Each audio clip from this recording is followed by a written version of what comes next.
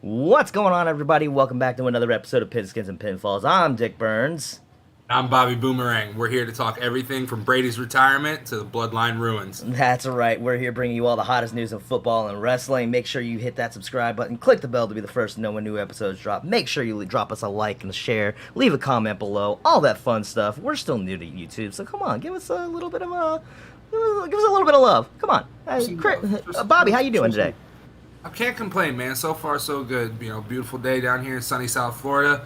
Getting to talk shit with one of my best friends about football and wrestling.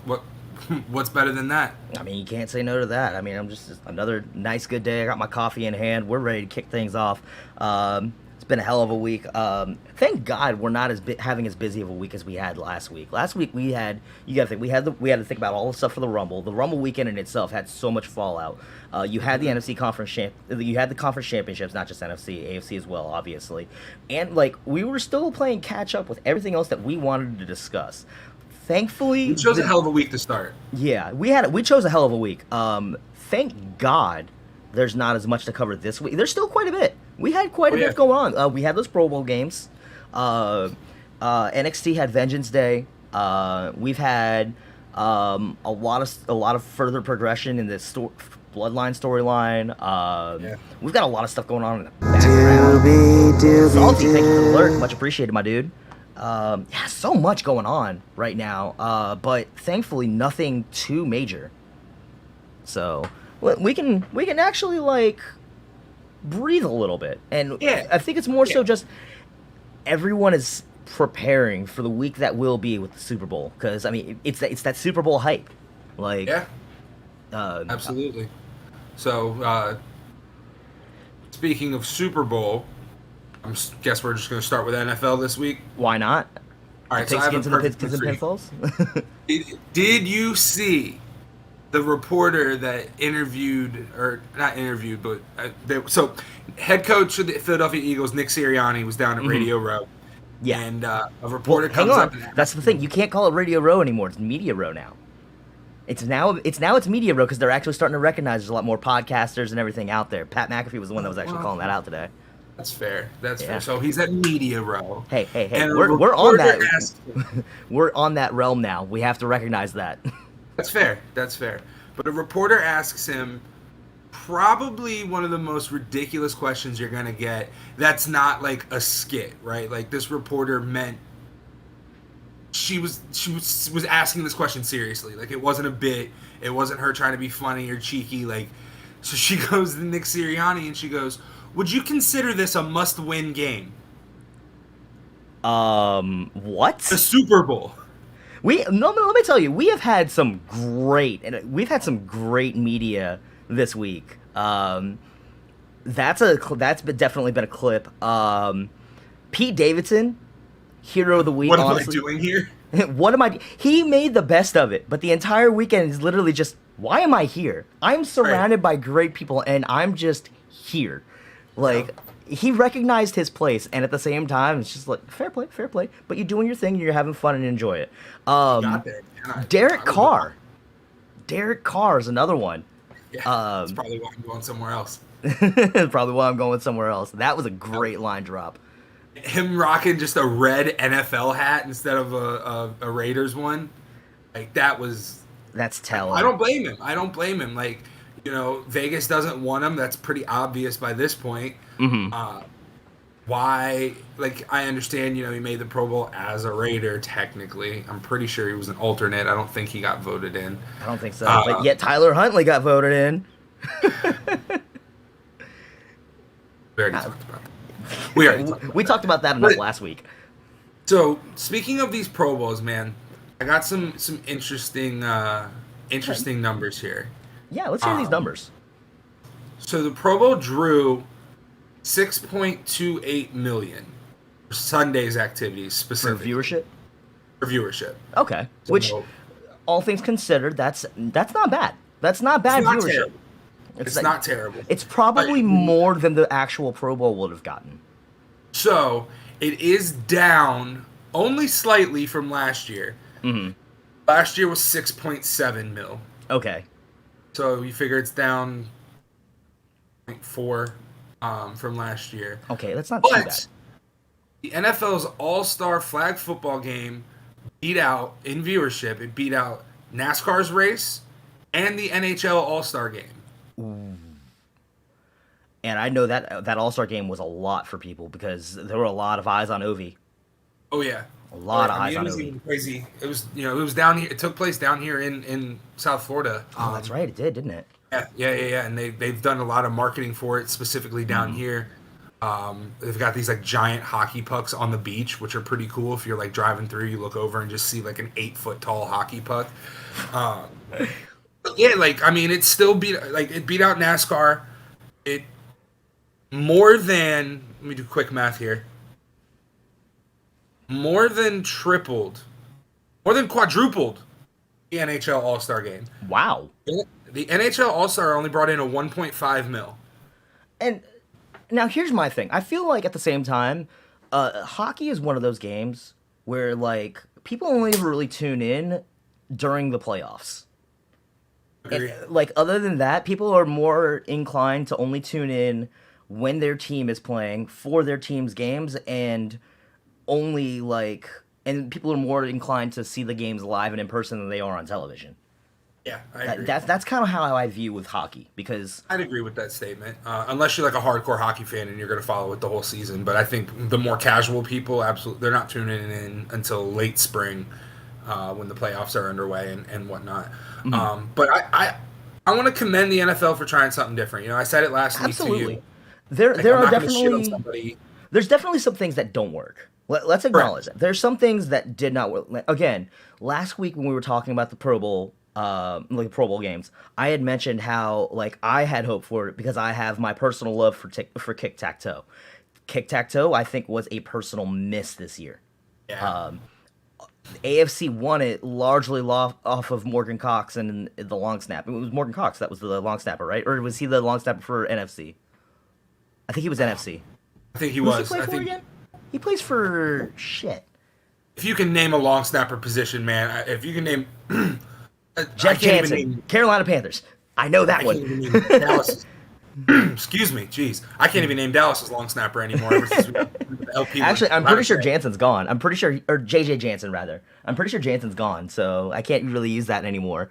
But no, like again, I appreciate the fact that they wanted to include long snappers in the fact that they were voted to the Pro Bowl and they needed a spot, and so they were like, "Oh, let's put him in kick-tac-toe." He was the only one. You gave them a 20-yard advantage, and we're letting them just long snap instead of the game. That took all like.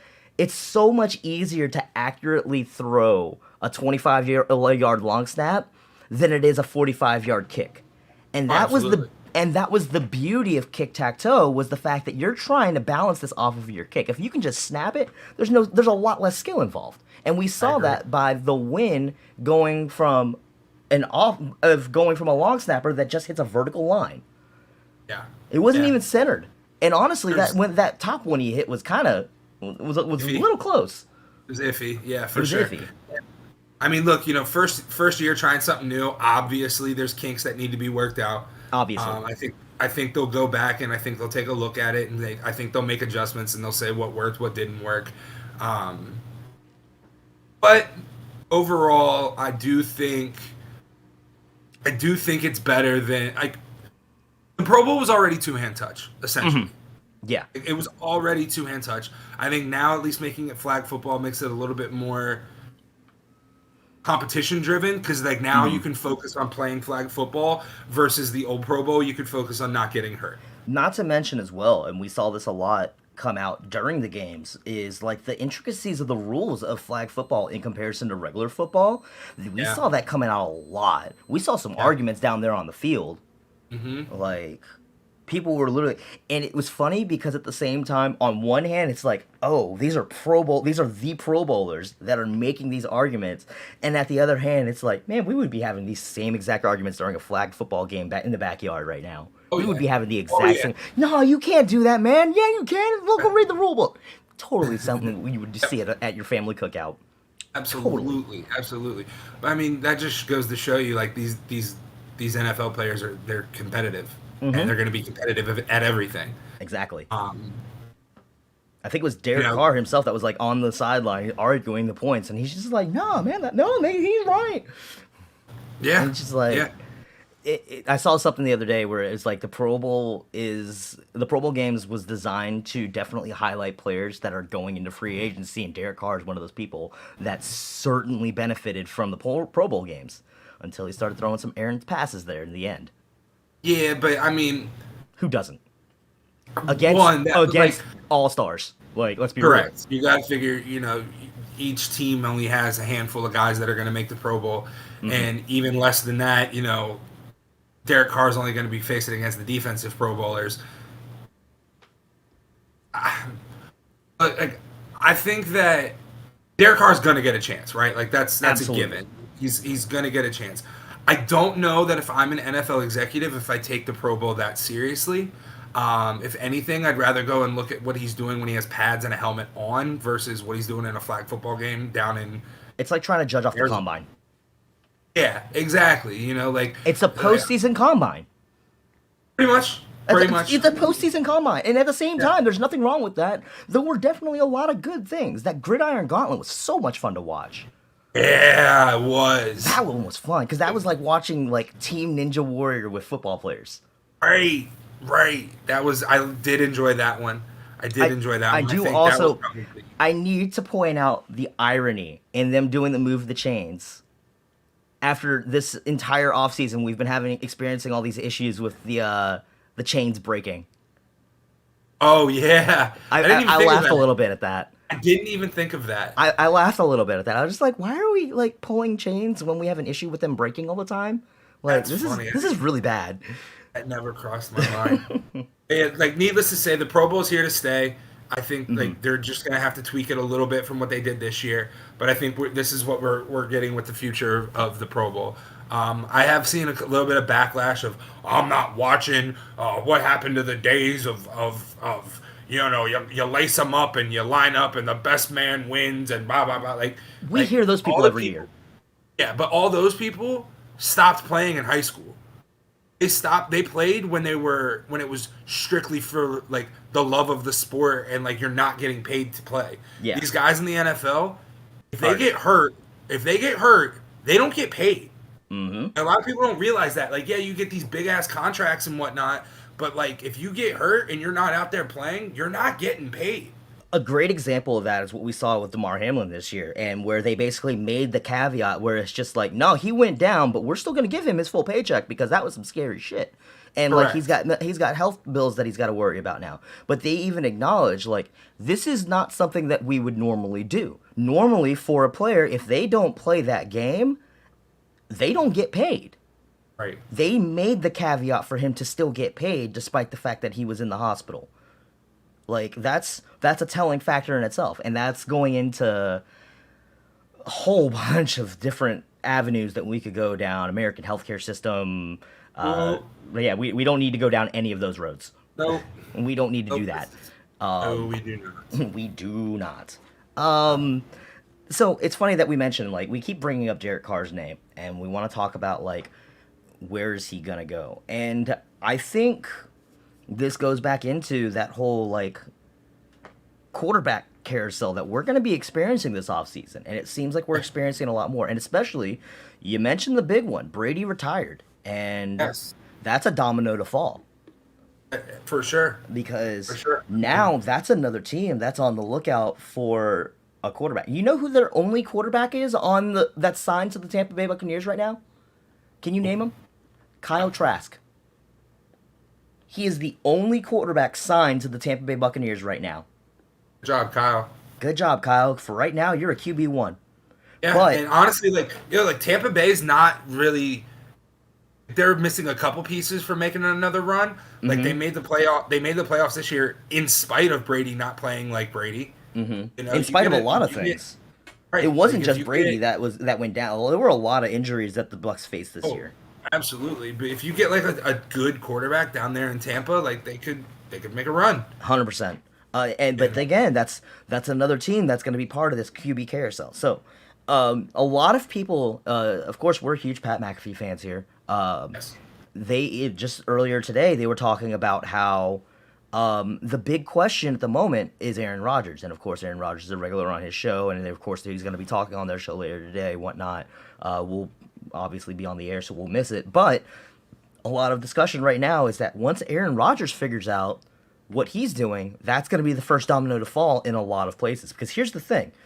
We mentioned Derek Carr, we mentioned Aaron Rodgers. Aaron Rodgers' big thing right now is he going to go to Vegas and rejoin Devontae, or is he going to stay in Green Bay, or is he going to do something completely different? Once that happens, that changes so many things. Yeah, absolutely. Because like you're not going to go out there and sign a Jimmy G or a Derek Carr if your team has a chance at getting Aaron Rodgers. Exactly. You're not going to. You know what I mean? So yeah, you've got. I think Aaron Rodgers knows that the ball is in his court. Mm-hmm. I think that he knows, like, all right, I've got everything right here in my hand. I can make these decisions, and like whatever I ultimately choose, the rest of y'all can feast on my scraps. Yeah, but at the same time, we've got that deadline date coming pretty soon, and some moves have to be made. Because then other teams have to start looking at what are our options, what are we going to do in the draft, what are we going to build on in the draft, so on and so forth. So I remember last week we were talking about like what does like teams like San Francisco do? Like what do we do with all the quarterbacks that they have? Jimmy G's going to end up going somewhere, and then they're still going to be going out and figuring out what like San Francisco's still going to have to figure out what they're going to do between Trey Lance and fucking Brock Purdy now. Depends on how hurt Brock Purdy is, man. I've heard that he might need Tommy John. Even still, I get that, but that's still like you have 2-star quarterbacks already on your 2-star caliber quarterbacks. You don't need a 3rd-star caliber quarterback when he's asking for so much money. Jimmy G is going into free agency. I agree. He should have been there last year, and they just couldn't get it done in time. He's coming back. He's going to be a big hunt in. So like, let's look at all these names right now that are going to be in the quarterback free agency queue before we even start looking at the draft, because everyone's always talking about like who's going to go for who in the draft. I'm still looking at free agency. You've got Derek Carr out there. You've got Jimmy G, you've got Aaron Rodgers, you've got Daniel Jones, you've got Lamar. There's a lot of big name quarterbacks that go from there. We got a quick joke from Jonesy here. I don't have the battery left to tune in, so I'll leave you with the joke and move on. Even though crows have lookouts when they scavenge roadkill in New England, they still get run over. This is because they say caw-caw, but not truck.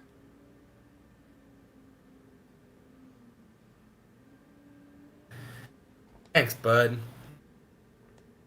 Thanks for that.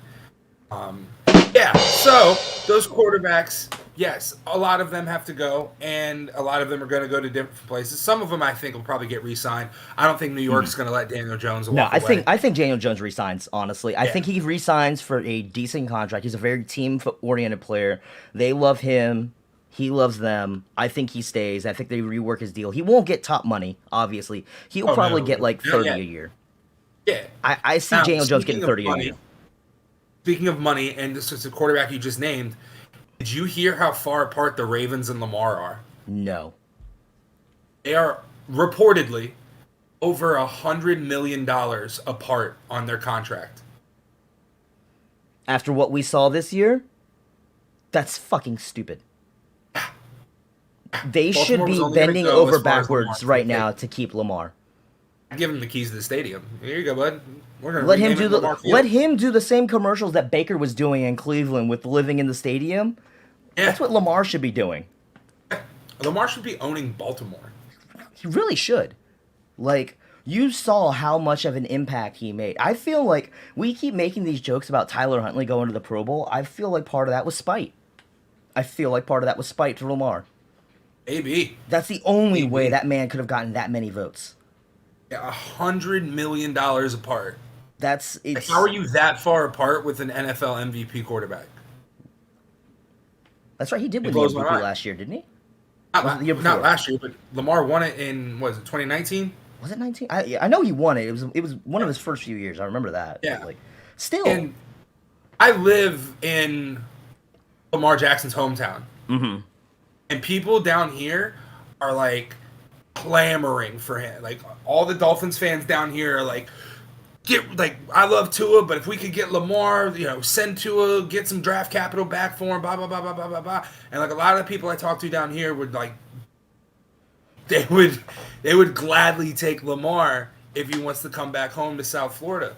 But like, I don't understand how you're Baltimore's front office and you're that far apart. Like, $100 million. Here's a crazy thought. What would you say for a Lamar Tua swap? I don't think it's fair. You think it's fair? I don't think it's fair. You don't think it's fair? No, I think Lamar is way better of a quarterback than Tua. I mean, Lamar already has an MVP. Lamar already has an MVP. Lamar's, he's got the experience, a little bit more experience than Tua. Like, I mean, I'm not saying this would be a 1-for-1 deal. Let's be real. Like, but it you're definitely just would not be a saying, 1v1. But like, what would happen if Lamar were to end up in Miami and Tua were to end up in Baltimore? Oh, Tua's younger brother plays at Maryland. That's true. He does. I forgot about that. His name's Talia. Because I remember seeing him during the bowl game. I think. Yeah. I forget who they were playing in the bowl game, but I remember that was a thing, and they had a lot of spotlights on him just because of the fact that he was Tua's younger brother. Correct. So I mean, I could. And of course, College Park is right here in the DMV. So Tua would. I don't think Tua would want to go. Would you want to leave Jalen Waddle and Tyreek Hill to go to? Absolutely not.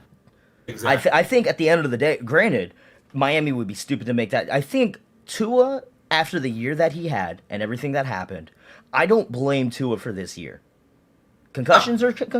I think Tua still has a lot to go for him down there in Miami. I blame the doctors.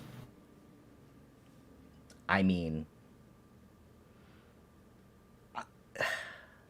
sorry, just got a text message from the boss lady. No, you're good. I'm thinking this one over still. I'm literally like, can we really blame the doctors on the doctors did their job. They didn't do their job the best that they could have, and a lot of that still did have to do with Tua being a little bit stubborn and being like, no, I'm fine, because we know every football player's like that. Yeah, of course. Everyone's going to be like, no, I'm going to tough it out for the sake of my paycheck.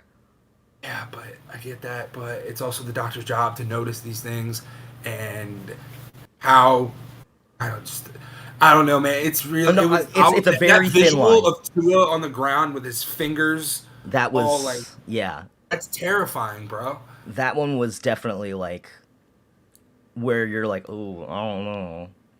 Right, and like, bro, that's somebody's kid. No, I agree. I very much agree. Like, we shouldn't. Like, there's no speculation on like when it comes to the health on any one person. Oh yeah, we're not doctors. Yeah. No, look. I may be a psych major, but I am not on the neuroscience side of things. I'm on the clinical side. I do not know shit when it comes to I actually am not good when it comes to like the physiological side of it. I can tell you if it looks like somebody got a concussion, but at the end of the day, I don't know what the repercussions of that afterwards are. I can tell you how to ask somebody the right questions to see if they've been like, I know how to ask the questions and put somebody in concussion protocol, and I know how to raise a red flag if he says that today's date is purple, like right, or like it's Thursday, like nah, bro, it's a Sunday. Yeah, like if something like that happened, clearly, like I know how to diagnose that, but like I'm no doctor. Like we're specifically talking about the placement implications. Like, so I think, like, I think if you get Lamar in Miami, Miami's a Super Bowl contender. Absolutely. I think Tua fitting into the Baltimore scheme would be great too, because Tua's got great wheels. But again, Miami would be stupid to let go of Tua. Wait, no, but Baltimore would be stupid to let go of Lamar. They would both be stupid to let go, but if they just can't come to an agreement and that swap were to happen, it would be interesting. If I'm Miami and you're telling me I can get Lamar, I'm exactly. And at the same time, Baltimore would still be like, I still see Baltimore being the kind of team that would be like, oh, we can do something with Tua. Let's do this. If we can't work with Lamar, let's work with Tua instead, and we'll just make a swap. Yeah. That's the only thing I'm saying is, like, I could see, like, if two teams were ballsy enough, I could see that swap happening with some capital thrown here, there, everywhere to make it even. Correct. Going back into it, though, so naturally, me being a Panthers fan, I'm going to look at all the quarterbacks. I've been looking at all the quarterbacks that are going into free agency, and I want to see who fits us best.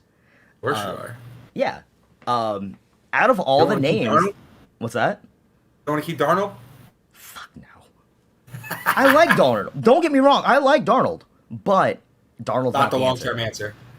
Dare I say it, we keep throwing his name around, but Derek Carr, I think, is a good West Coast quarterback that would fit very well in a Panthers offense that loves to play from the pistol. What do you think? I don't hate it. I don't hate it either. I don't hate it.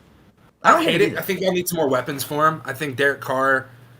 So look, man, he got his ass kicked in Oakland, in Vegas, absolutely, and Oakland. He played there when they were still in Oakland. Yeah. But no, he took a lot of hits, man. Let's not forget, this is Derek Carr going into his, 9th, 10th season? He's been like around for a minute now. Something like that. And I think he's ready to win. Mm-hmm. I don't think he wants to go to a team where he's going to have to work through a rebuild. Now, here's my argument to that, and this is what I've been making the argument for weeks now, and this is something I've been thinking about. Everyone's talking about who's Carolina going to pick up for a quarterback in the draft. I think we're not in a good position to get one of the top quarterbacks, and I think the rest of the quarterback draft class this year is weak in comparison outside of those top three. I say that with all of our draft capital, we focus on other areas. With as much cap space as we have, we chase somebody like Derek Carr that would bring some veteran experience to the team and help coach up all of these young players, help build a nucleus, and then we focus on a later year, focus on finding our quarterback of the future. I don't hate it. Well, at that point, why not go after the only active NFL quarterback that has more than one Super Bowl ring? Being? Jimmy G. Jimmy G would also be a great fit. I'm hearing a lot of rumblings right now, though, of Jimmy G going to Tennessee. And I'm not opposed. I think he would fit well there. Breaking news. Oh? 49ers plan to hire Steve Wilks as their new defensive coordinator. That's not as breaking. He's been interviewing for that spot and everything, and I think it's great. Yep. Let's go. Let's go. Wilks gets his flowers. I think that's a great fit for him. I think he will do well on that. I think he will do well in that DC room. I think that's San Francisco gearing up for another shot at a title, and I'm not mad. No, not at all. And speaking of coaching changes, last week, right when we went off the air, oh, that's right, we had Sean Payton to Denver. Oh man, have you heard that Sean Payton is reportedly banning Team 3 from the facilities? Sounds a lot like Belichick and TB12. Yep. And you watched the same review I did. But no, I think that is something that will do good for all sides involved. I think that the mystique around Russell Wilson being his own product once he came into Denver, and that's why a lot of the team didn't really sign on to the whole Russell Wilson experience. That's what caused a lot of the infighting. Sean Payton is going to come in there, put a squash to all of that shit. He's going to keep all that special treatment away from Russell to get his mind back in the game. Honestly, that's something that Cam could have used when Cam was going through his shit. Yep. That confidence builder. Mm-hmm. And that's what you need right now. And I think with that, the Broncos might actually get somewhere in what is essentially a very stacked division. Crazy tough division, right? It's you got the Raiders, the Chiefs, the Chargers. You've got 3 all-star caliber teams that you're playing that are playing in your division. The Raiders being question mark until they figure out what's going on there. Yeah. But they definitely have pieces if they can all stay healthy and out of legal trouble. Mm-hmm. The Raiders got something. I think the Raiders are still building up to something great, and they can really stand in that division. If they can get A-Rod back with Devontae, they can compete for that division. Where do you think A-Rod's going? Do you think he stays in Green Bay, or do you think he goes to Vegas? Nope. I think he stays in Green Bay. I think he does too. I think he stays in Green Bay. I think he began his career as a Packer. He ends his career as a Packer. We very rarely see that anymore. Look at Tom. Mm-hmm. Look at Peyton. Look at Joe Montana. That's another thing too. Let's bring back up the comments about Brady and Belichick. That's another thing. Like them two starting to seem a little bit more human again, and like Belichick saying he wants Brady to retire as a Patriot. Like, I think he should. I absolutely think he should. I think Dallas it's only did it proper. for Emmett. Dallas did it for Emmett. We signed him to a 1-day. We did it for DeMarcus Ware. Indy did it for Peyton. Right. Like I think we did it for Steve Smith. Yeah. See, like I don't see any world where he doesn't do that. Mm-hmm. Pretty sure Favre did it with the Packers too. I believe he did. Yeah, I believe he did. It's only just because you didn't end the team with the team that you left like a legacy with. Like you should still you left that legacy. You should still sign that retirement contract with that team. I'm a firm believer in that. Roman Reigns talks about the island of relevancy. That's what Brady did for the Patriots. Absolutely. In all of his system quarterback glory. I will never call him the GOAT because I don't think he is. Nope. I'm sorry. I still think Brady's overrated. I've never been a Brady fan. You took him. Come on. He went to the Bucs. That's like stamping hatred into me. Yeah. I mean, look, I'll give him his credit. He did win a bunch of Super Bowls, but football's a team sport. He didn't win them all on his own. I also found a very interesting statistic the other day. Of his 23 NFL seasons, mm-hmm. he only had 9 seasons where he threw for 30 or more touchdown passes. Yeah, it's ridiculous. Go look at his postseason touchdown listing. How many touchdowns? I saw something the other day. He has a comically low number of Super Bowls thrown in the Super Bowl touchdowns thrown. Yeah, it's comically low. For everyone to sit here and make a big deal about him having 7 rings. I think it was a perfect marriage between him and Belichick. I feel like why else would he be able to throw passes to every receiver known to man? Because he's just in the system. Right. Every quarterback has that one coach that just gets them, right? Every quarterback has that system. Which has that system. Mm-hmm. So if you put that system and that quarterback together, it's gonna produce. Absolutely. And I think that's what we saw for 20 plus years with Brady and Belichick. Mm-hmm. For 19 years or however long. It was 20. It was 20, yeah. Yeah. Congratulations, man. You won some Super Bowls. You got quite a few NFL records. You got a lot of endorsements out of it. You got a movie about old ladies falling in love with you now. You got a couple controversies. Your family life is strained because of NFL, and I appreciate that he has love for the game. Having said that, Alexa, play "I'm Gonna Miss Her," the fishing song. Yeah, I'm glad he's gone. I'm glad he's retired, and part of the reason is because he's so damn good. I'll admit, I'm a hater. I am a hater. That man is good. I don't like him because he's good. I've been a long time hater of Tom Brady. I have preached that. I have been preaching that since Super Bowl 37. Let's be real. We are on 20 years of hating Brady. Okay? 20 years of hating Brady. I was in high school when I started. I'm an OG Brady hater. Okay? Let me tell you, there was no bigger smile of joy than watching Super Bowl 42 overseas. Let me tell you. Oh, I bet. I bet. Oh, let me tell you. Shout out to D'Amico Ryans becoming the Texans head coach. I think it's a perfect marriage. That is a perfect marriage right there. We got off too. Yeah, because we even talked about it last week, saying with JJ Watt retiring, why not? If I'm D'Amico Ryans, I'm giving him a call. But that was officially announced. Again, I'm here for it. I know we hired. I can't remember his name. I got to look it up. We hired somebody as our new DC as well. And he was an offensive line coach somewhere. I can't remember. Hang on. Panthers. Cowboys hired a new OC too. Remind me again, because Ryan Schottenheimer.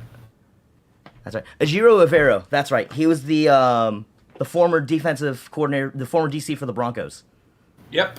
That's right. A lot of people were saying he was groomed for a head coaching position. I heard that too. Yeah.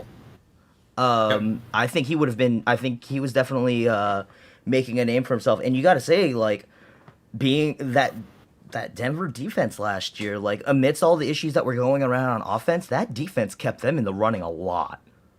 Yeah. That defense had them rolling.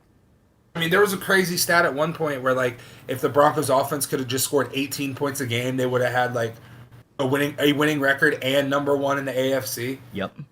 Like, that defense, I mean, I think, if I'm They not were mistaken... the anti-Vikings. They were the anti-Vikings. Their defense only averaged, like, 15 points allowed a game or something. Like, that's good in the NFL. Give me last year's Minnesota offense and Denver defense, and you've got an all-star team right there. Yeah. Yep. Mm-hmm. Crazy enough. Anything else on the NFL that we need to touch on this week?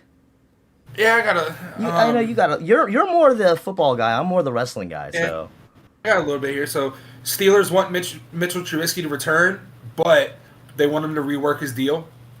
I think that's a good idea.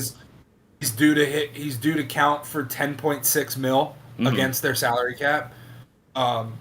Mason Rudolph has outright publicly stated, quote, "Have no intention of re-signing with the Steelers after being demoted last season." Also, don't blame him. I don't know where he's gonna go. Oh, the kicking carousel also is one that's very less publicized, but it's definitely been a carousel lately. Brett Maher, is that you? It gotta be like that. Why Brett Maher gotta be like that? Catching strays. What do you do? What? Did something happen with him that he miss a flight this time or something? Like, what? Did you not see what was going on during the Pro Bowl games? That was a whole big thing. What?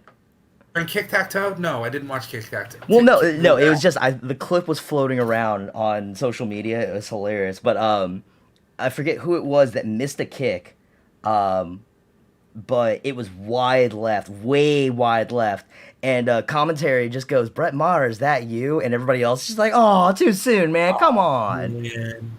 Can't escape that. Yeah. Whatever. That clip had me laughing so hard. I don't see him coming back. Byron Leftwich in talks with Notre Dame about their offensive coordinator job. Ooh, going back to college. Yeah. Yep. L'Jarius Sneed set to return for the Chiefs in the Super Bowl. Okay. They need that because he's their cornerback room is decimated, and you're going against AJ Brown and Devonta Smith. So absolutely, you need something to happen there. Let me see. I had a saved post. Let me go to my saved posts here on Reddit because I remember I needed to pull that up as well.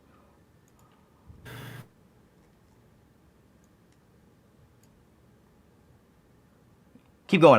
I'm looking up. I had something saved. That's pretty much all I've got for it's news this week. It's a light NFL week. Yeah, it's the calm before the storm for this week. That's really what it comes down to. Trying to see. Oh, ironically enough, after we were just talking about Daniel Jones, apparently the appropriate figure, somebody's reporting this right here, Connor Hughes from NFL Insider, is reporting that the figure that they have estimated right now for Daniel Jones is between 35 and 37 million per year. So about what you said, he said he'd be getting the 30s. Put him in the 30s. I said that. Yep. I mean, yeah, that's pretty much all I've got for the NFL. I mean, we'll have a lot to talk about next week for NFL. Oh, absolutely. We'll have a lot to talk about next week, followed by nothing to talk about for a couple months almost. Yeah. I'm trying to see, because I can't remember. I had a saved post on Reddit last night. I can't remember if it was NFL or wrestling, but I'm trying to find it now and figure out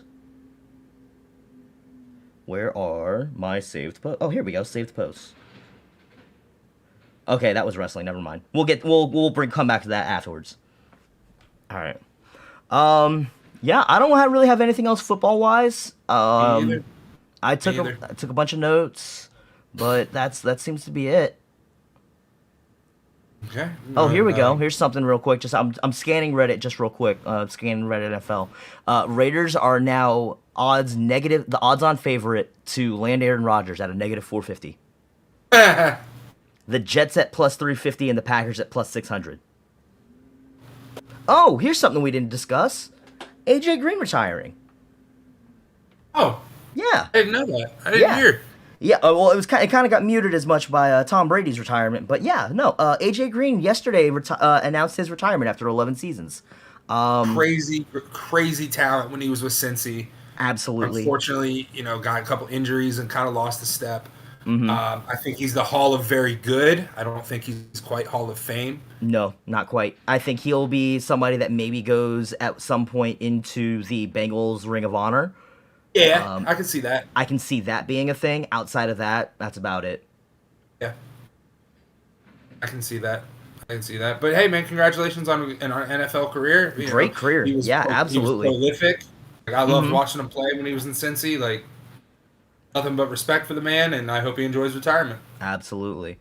And then let me just double check. I know I had one other room I need to check. One other line of stuff I needed to check. Oh, I actually put that clip of Brett Maher catching the straight in our sports channel in Discord, so that's a thing. To check that out. Oh, and that was why I wanted to flip back, because I know I posted some stuff in there this week. I wanted to see what else it was, but it actually we'll take a quick detour. I want to talk about something that's a little bit more near and dear to my heart that is not football or wrestling related, and that's Duke basketball. That look on your face already is like, now you've known me for years. You know I'm a huge when it comes to college basketball. I bleed Duke blue. I grew up in Durham. It's like one of my little side chicks in this situation. I've read there was an article that the Sportster posted this week that was really good. I highly recommend it for anybody. And I'll see if I can post a link to it somewhere. But it basically is discussing how this is the first time since the 60s that we haven't had Dean Smith, Roy Williams, or Coach K on the sideline for either team in the Duke-UNC rivalry. So this is a very different year for the Duke-UNC rivalry. One of the best rivalries in all of sports. And that's the only reason I want to touch on things, because this is something that transcends just college basketball. This is something that touches on all sports. Yes, absolutely. I mean, you have several the coaching trees from UNC and Duke are just extensive. Excuse me. And obviously, we all know the great players that came out of those colleges and everything. Absolutely. And that same article, because you mentioned that, they mention how you could literally make a all-star team out of each team's history. You can make an all-star 5-player team and still have a lot of notable names left off. So this is here. Let me quote this. Just consider the all-time teams you could build with players since 1980, and yes, we'll hear the arguments to this in the comments. For Duke, Jason Williams, J.J. Redick, Grant Hill, Shane Battier, Christian Laettner, Zion off the bench. UNC, listen to this. Ty Lawson, Michael Jordan, Vince Carter, Anton Jameson, Tyler Hansborough, James Worthy off the bench. My God, that's Could insane, you imagine that match? Insane. Oh man, we are coming out of a golden era of sports, because I genuinely believe sports in general will not see a rivalry like that in a long time. Oh yeah, and this I agree. We are entering the numbers they put to that. That article goes so deep into the numbers on how evenly those two teams matched up on everything historically. And now we're coming into a point in history where neither team is ranked. No, there is no hype behind the Duke. There's a lot less hype between Duke UNC games now. There's a lot less hype. But Duke UNC played this week and it went very largely unnoticed. Whereas this is the first time in my entire life that game has ever gone relatively unnoticed. Right. Well,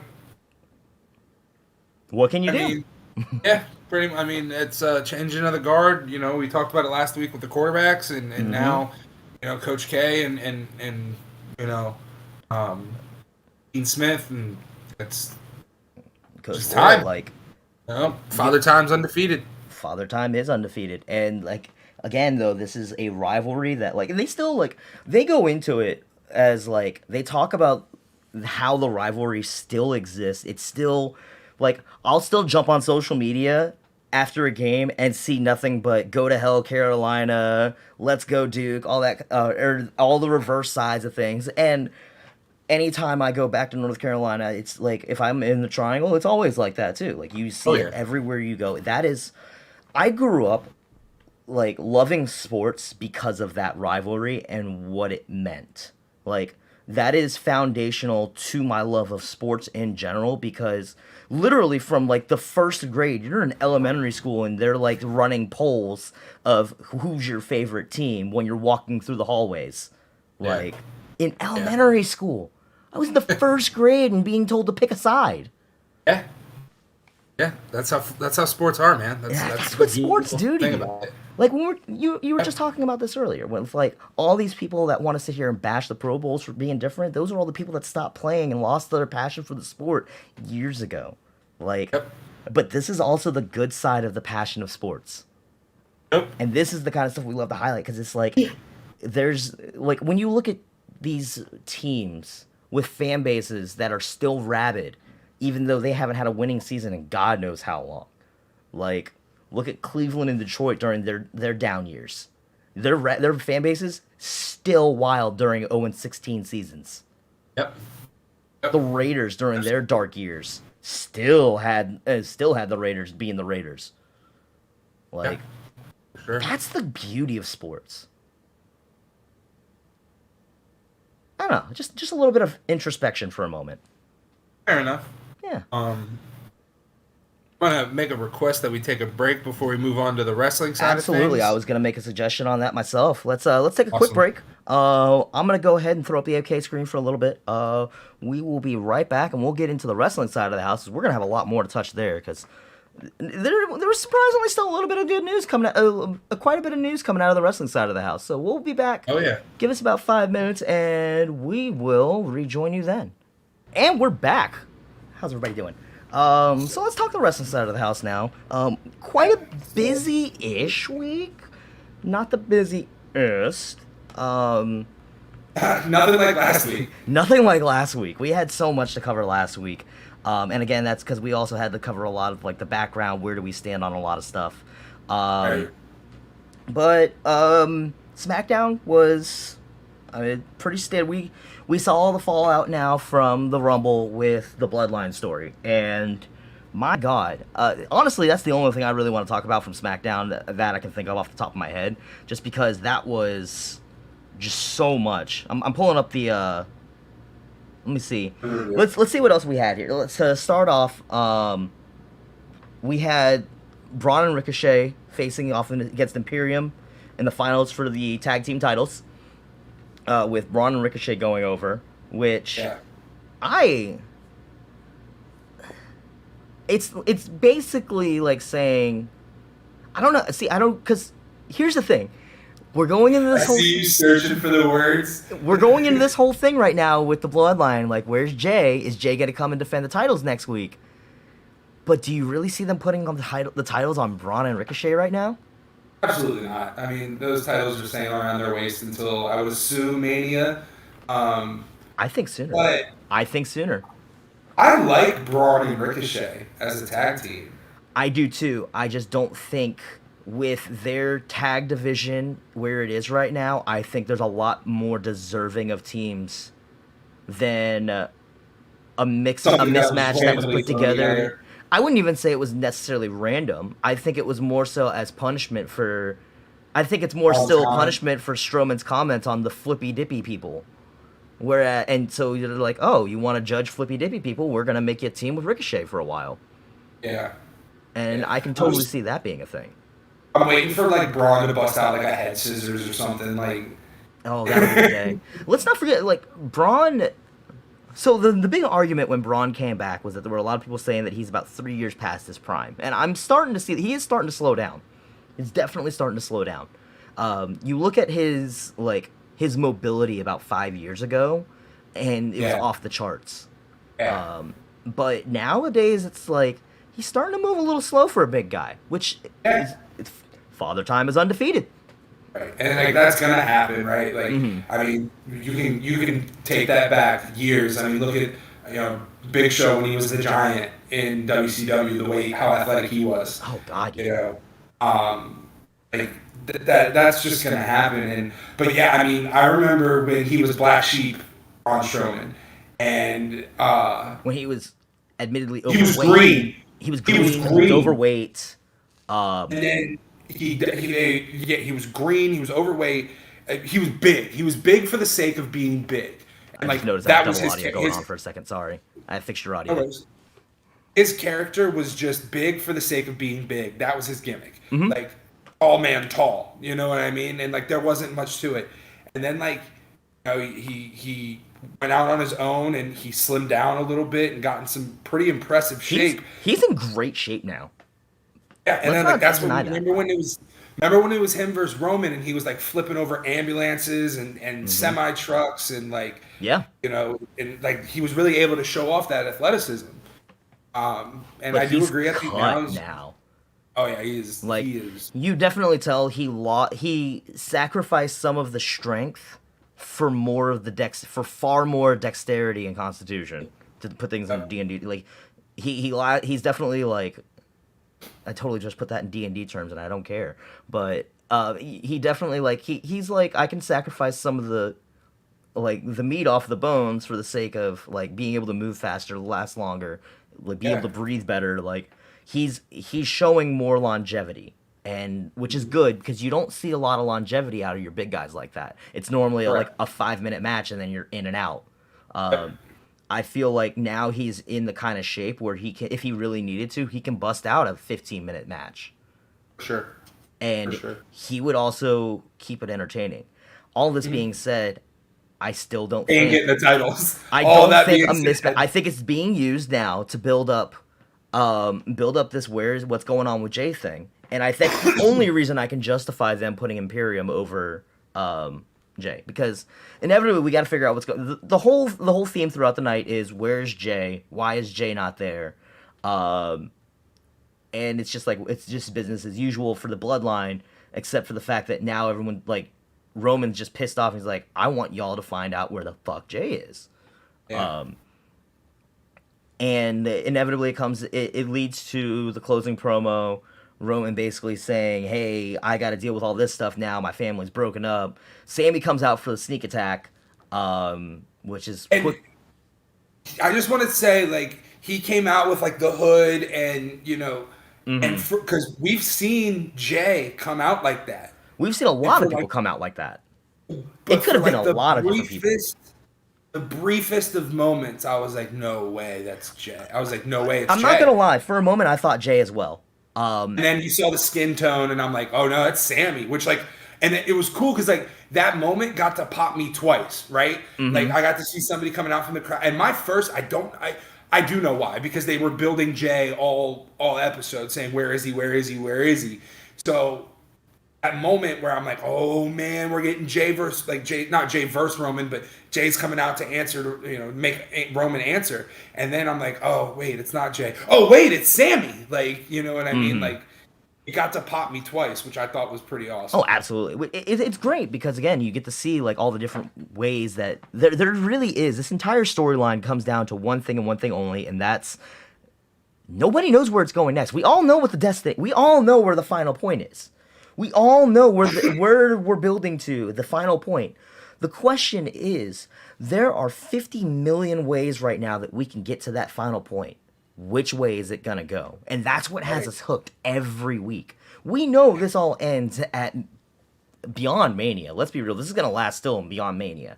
This Oh, yeah. storyline is still going to go millions of different ways. But Even when he drops the titles, like that does not necessarily mean that the storyline is over. God no, this storyline, like again, there are people arguing now that this may be the best bit of long term booking that the WWE has ever written. Like in history, this is better than anything Hogan Savage. This is better than anything Triple H. Like better than Taker Sean. This is, and honestly, I have to agree.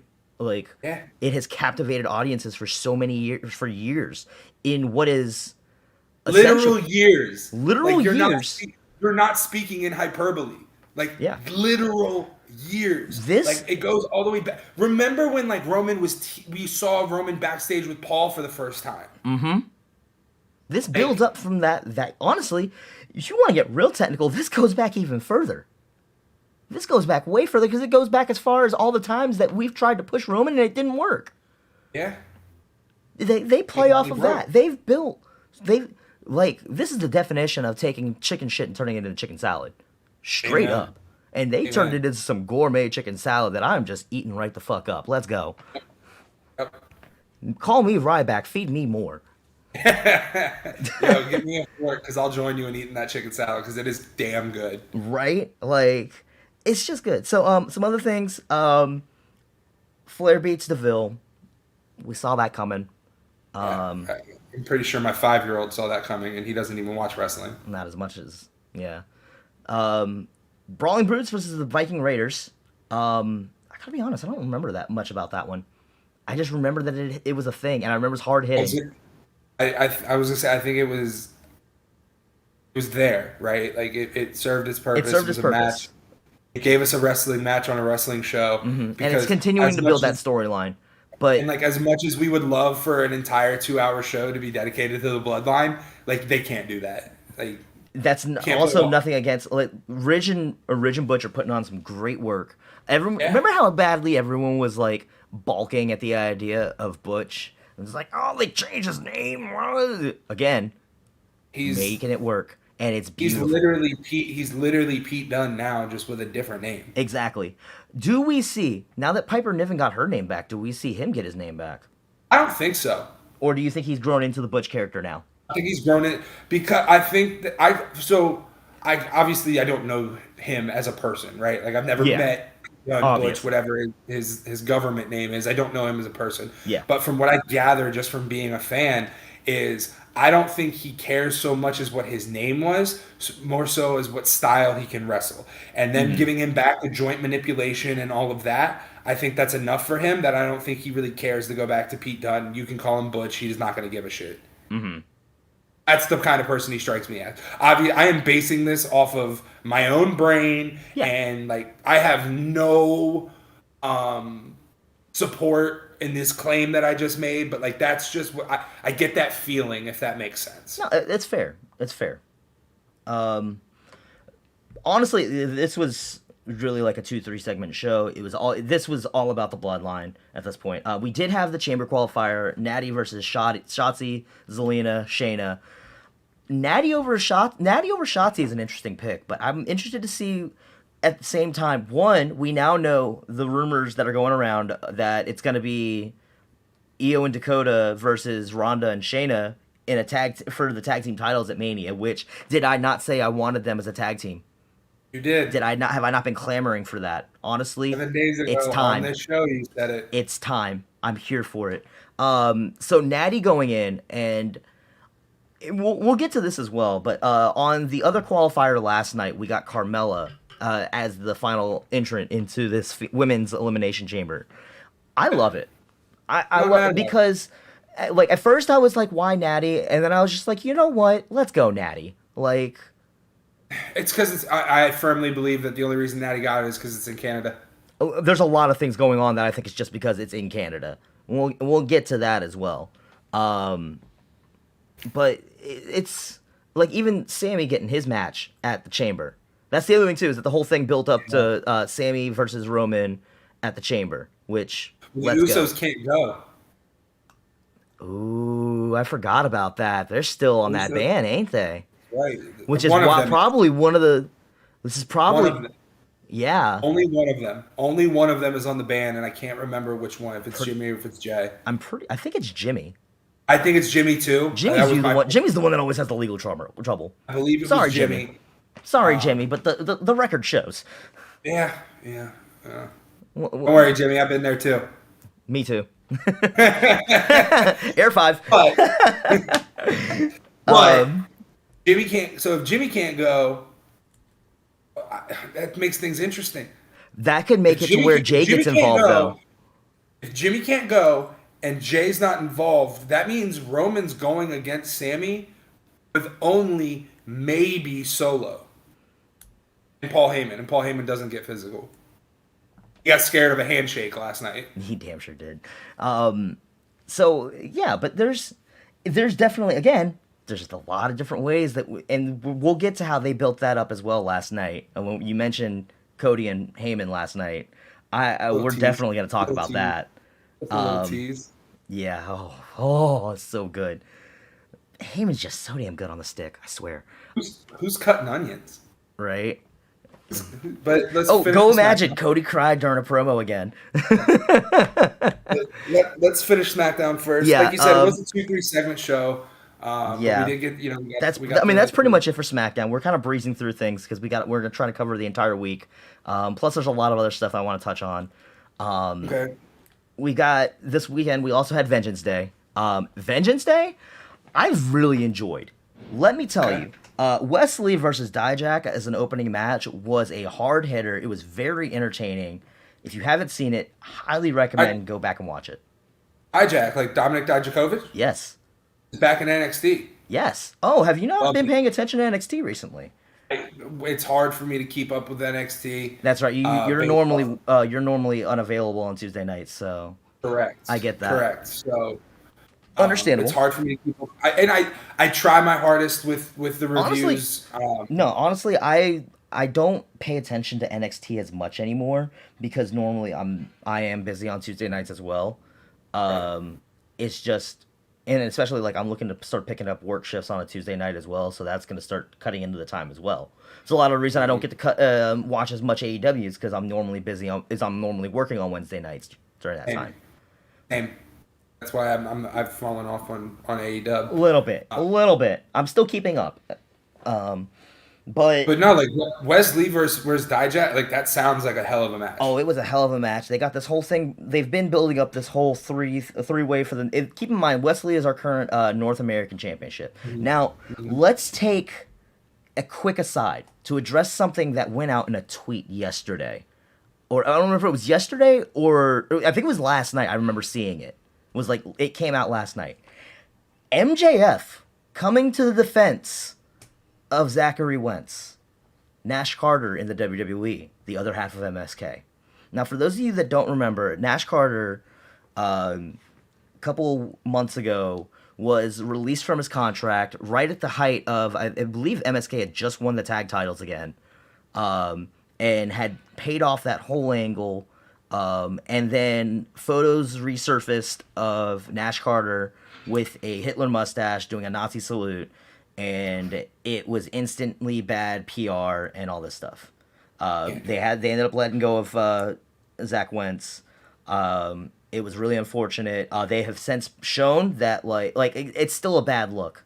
But MJF last night, and I want to see if I can pull up the tweet real quick so I can quote verbatim, because I thought this was a class fucking act when I saw it. Let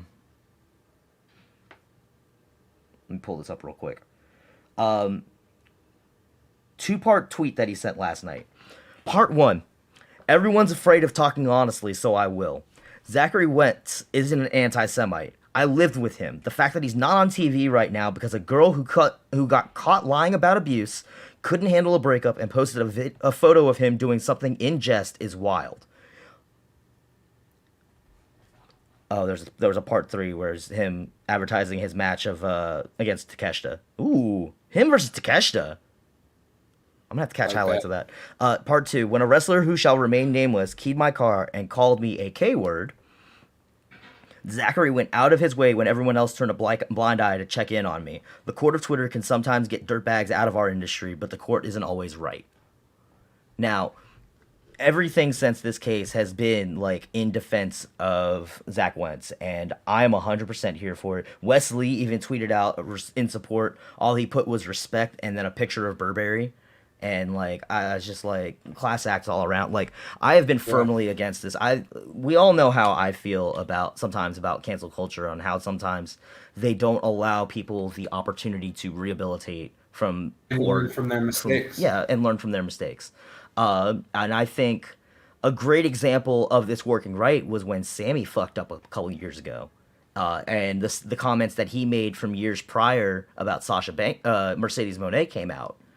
And instead of crucifying Sammy to the ends of the earth, people were like, "Hey, Sammy and Sasha at the time, like they talked this out. They had a very like engaging conversation about it behind the scenes, and like had very good discussion. And Sammy talked about how much he's learned since then about what's right and what's wrong.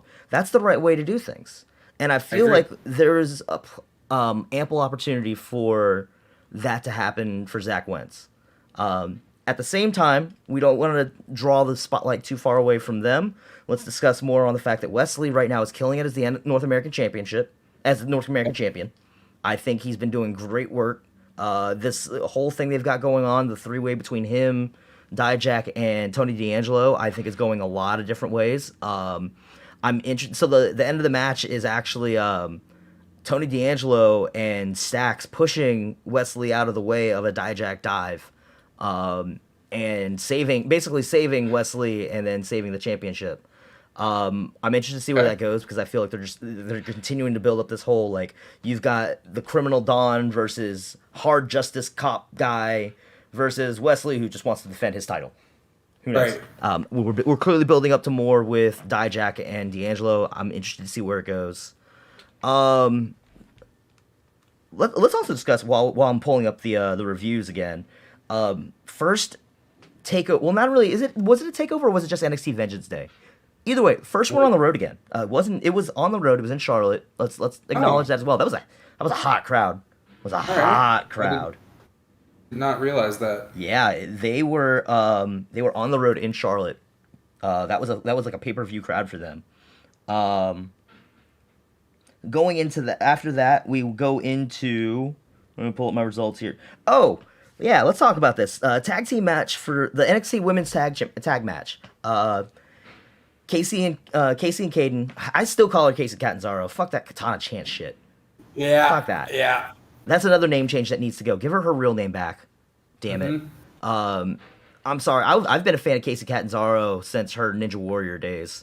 Yeah. And I still question some of the things that she was saying on social media, but that's against the point. We don't want to get political here. Anyways, they dropped the titles to Fallon Henley and Kiana James due to some due to Kiana James playing dirty. I get that they're trying to push the people that are on TV. I'm not completely sold into this storyline, but again, I'm also admittedly not as attached to what's the hottest in NXT right now, so I get it. And let's be real, Kaden and Katana need to move up to the main roster. They are... Yes. We need more women's tag teams on the main roster, and they're long overdue a call up at this point. I think they've done pretty much all there is to do in NXT at this point. Call them up. I think they're very entertaining still as a package as they are, and we need more depth in that women's tag division on the main roster. So call them up. I think this is their time. And again, they're clearly building the more up with this whole Fallon Henley, Kiana James storyline with Briggs and Jensen. Again, it's all kind of mismatched for me. I get it's like the whole like the quest to get Jensen laid or whatever, or whichever one it is. It's just that whole thing. But like, you know what? Good for them. They're doing great work on TV. They looked great in the ring. That's all I can really say. 2 out of 3 falls. Carmelo Hayes goes 2-0 over Apollo Crews. There was a Dabba-Kato return. Not Babatunde, really? Not Commander Aziz. A Dabba-Kato return. Attacking Apollo Crews. Interested to see where that goes. Mm-hmm. And by interested, I mean like maybe a 4 out of 10 on the scale. Right. Also, like, Hayes is just freaking Put Hayes in the main event picture now. I agree. He's ready for it. He doesn't. He really Mello don't miss. Mm-hmm. Mello don't miss. Yep. Men's tag match, Fatal 4-Way. Gallus picking up the win over New Day. Mark Coffey getting the pin on Xavier Woods. Yeah. I mean, I still don't quite understand why they had New Day win those tag belts. I mean, transitional and because they're trying to bring star power to that tag division. I get it. I think that tag division was pretty messy for some time. I think Gallus is the right team to put that division back on track. Yeah. I like Gallus a lot. I think that they've got something about them. I've been a fan of all of the Gallus boys since their WCPW days. When I was first introduced to Joe Coffey, Iron Joe was the shit back in 2017, 2018, whatever time frame that was. God, has it been longer than that? God, how long ago was WCPW now? The Pro Wrestling World Cup was 2016. It was. What the hell? It was. Father Time is undefeated. That's insane. Yeah, because, I mean, Damn. I figured that's when they had Drew Galloway. Yeah. Who is, Yeah. He hadn't even gone back to Impact yet. Right. Or he was, like, still in Impact at the same... God. I am way too deep into this rabbit hole. Anyways, moving on. I've been a huge fan of Gallus since their early days, when they were still on the indies, doing shows on YouTube. I'm so glad to see them getting the NXT tag title runs. Their run with the UK tag titles, I didn't catch a lot of it, but what I did see was great. I'm so glad to finally see them starting to get a push, and I think they should hold on to those titles for quite some time. Yeah, agreed. So Let them be the next dominant tag team in NXT. Absolutely. Women's title, the women's title match, Roxanne Perez retaining over Gigi and JC. Toxic Attraction. We all knew this was coming. I think this is starting to tease a little bit of a break between Gigi and JC. It's inevitable. I think the two of them, especially with Mandy Rose out of the picture now, and the two of them having to make their own way,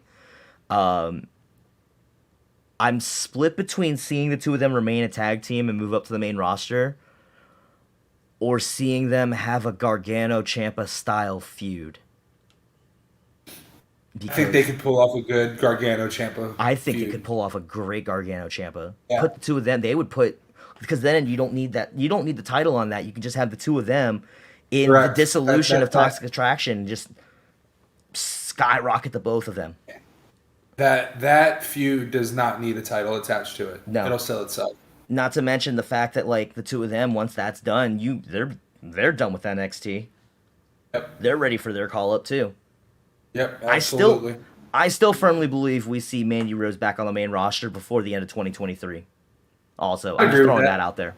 I agree with that. I think I think the whole fan time. time thing is gonna like blow over, and then she'll be back on the main roster. This was always a way to get her back on the main roster and end that title run. Again, everything's a work for me. Yeah. Everything's a work. No, it's not. Everything's a work till it's not, until it's proven otherwise.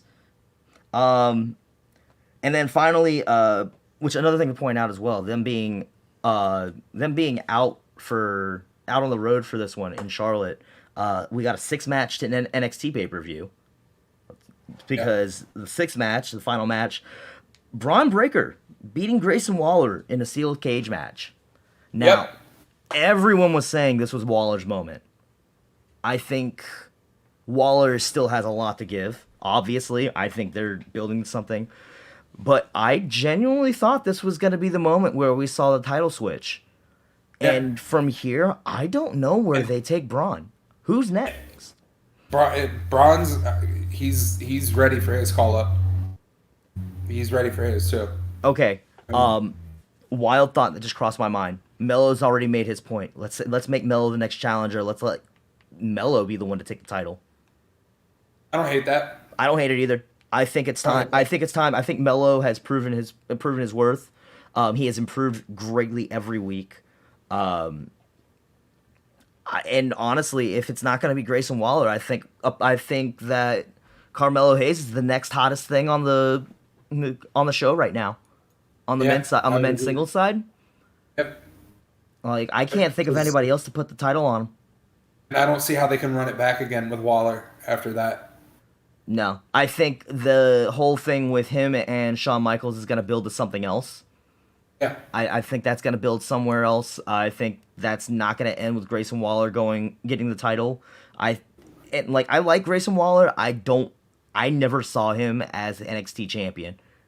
Like, when I put the two of them, when I put him side by side with Braun Breaker and I look at their careers and everything, I think Grayson Waller is entertaining. I think his gimmick has a lot of legs. But I don't think it's been fleshed out enough for him to justify leading the brand yet. Not in the same way that you have Braun Breaker. Like, he's smarmy heel, but not quite smarmy heel enough. Does that make sense? Yeah, absolutely. All right. Absolutely. And then at that point, yeah, it's just a matter of who's going to take that title off of Braun. And at this point, my only other guess is Carmelo Hayes. Yep. It's the only thing I could think of. Unless they're going to start building somebody and they got to build them quick. Yep. And if that's the case, we got to get the move on. Moving on. Well, that takes care of Vengeance Day. We get in the Raw last night. Yeah, let's get in the Raw. Let me get my Raw review pulled up, like my Raw breakdown pulled up. There were a lot of parts of this I had to go back on DVR and watch because I was just dead tired last night and kept falling asleep during the show. But you better believe I was awake for that ending, for that cage match. So, we start out with an Edge and Beth Phoenix promo. Edge on the mic. At this point, it's so cut and dry now. Yeah. He's got to come out, make a lot of big statements. Talk about Judgment Day. This whole big image, like this whole big rah-rah about it. Honestly, his promos are getting stale at this point. Yeah. I think he's still a great promo, but I just think his promos are starting to get a little stale, and they need to hurry up and get this whole thing out of the way. I understand that this is all building to Edge versus Finn, probably at Mania. I want to see that at Mania. In the meanwhile, the second match or the third match line, and they just don't give enough time.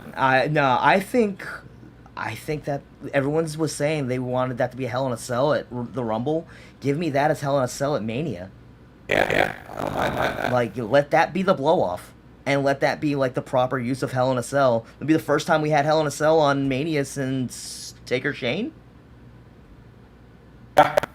Yeah, Taker Shane. Yeah.